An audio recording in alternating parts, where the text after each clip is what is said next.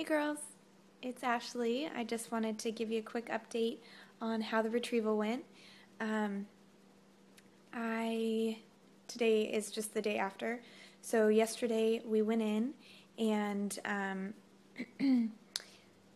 let's see, we got there at 9 o'clock and they took me straight back because I have issues with my veins, which was a good idea because we were supposed to start the retrieval at 9:45 and I didn't even get on the table till 10 o'clock because it took so long.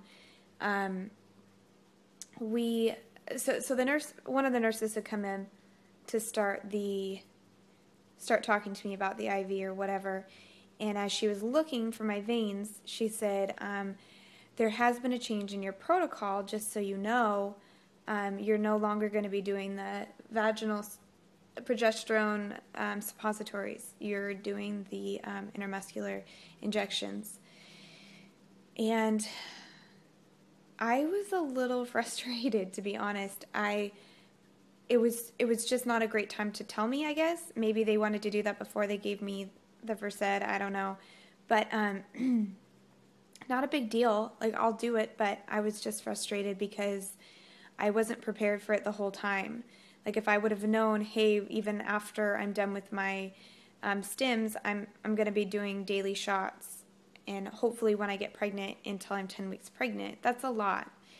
Not to mention, I'm sure all of you, the guys that do it, you know it goes in your butt, and so if I do it in my right cheek, I think I can do it with my hand. But in my left, I mean, my arms just aren't long enough to wrap around, so it's probably just not going to happen, which means Steven has to do it. Well, then they told us, you need to do it in the morning. And I'm like, well, that's not going to work because he leaves at 3:30 in the morning, and at the latest, he leaves at 6, and that's only once in a while. And he's going to be on this shift for quite some time. So, so that aside, I mean, I talked with my actual nurse today, so we kind of went over a couple things. But so that aside, it took them 2 tries to get my IV in, which I was so thankful for. The anesthesiologist ended up doing it because he saw my arms and was just like, man, you're a pincushion, and let's get this done. And he was really nice. He numbed the area instead of just going straight in. I don't really care either way, but it was nice. So all I remember is going in and him telling me, we're just going to give you something really, really light right now, and here's the oxygen, and I was out. So I don't know if he was lying and he actually put me out, or if he really just gave me something little, and I mean, I was gone. And I slept fine the night before, so I don't know, maybe I'm just extra sensitive. But when I got out, I mean, it's all relative. If you've ever had cramps before, it's cramps. I mean, it's really not a big deal. I've had way worse cramps being, like, having endometriosis on my cycle. I mean, there's no comparison. It was not a big deal. And they got 21 eggs. Sorry about that.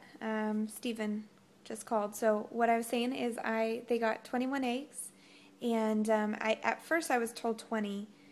I don't know if Stephen misheard and he was the one that told me, but regardless, when they called me this morning, they told me it was 21. So I actually got out of the sleepiness really fast. Normally sorry, my hair's bugging me. Normally it takes me a little while after surgery to recover, wake up, whatever. But it was really just like 15, 20 minutes. They took my IV out. I got up, went to the bathroom, and then that was it. So, and then we got in the car and left. And the anti-nausea medication that they gave me in my IV lasted quite a bit of the day. And then I was having some pain, so I took a pain pill, and then I just got super sick from it. So I spent the majority of the day feeling really sick for no reason other than the stupid pain medication. So that was frustrating because I probably could have just dealt with the pain and not had anything. And like today, I haven't taken anything. I feel totally fine. I'm not even having cramping. So so what they told me is I started taking the vaginal suppositories because they had to do a rush order on my progesterone and oil overnight. and they weren't expecting to have to do it, and so they called Walgreens and got it shipped out.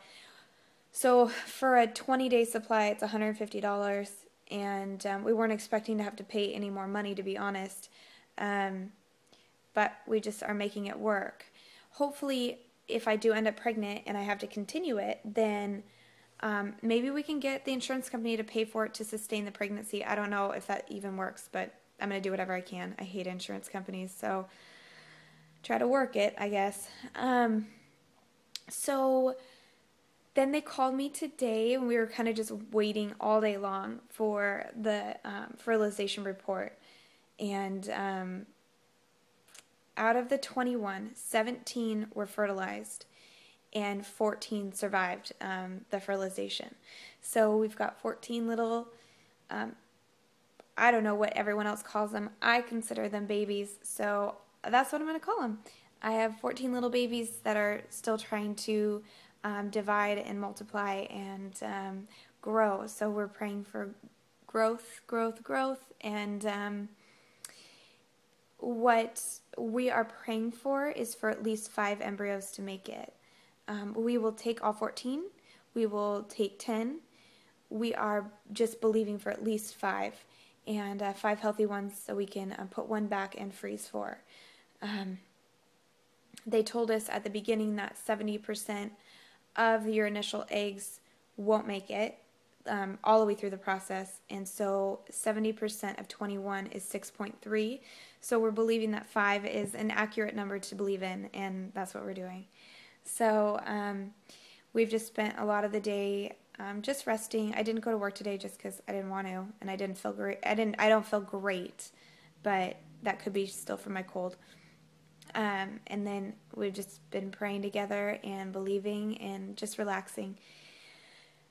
Relaxing until Steven gets home, and then we're going to do my first shot of progesterone. And if anyone has any advice, please comment below, because I did all the other shots and I was totally fine, and this was the only one that people were really like, well, good thing you're not doing that because those ones suck really bad.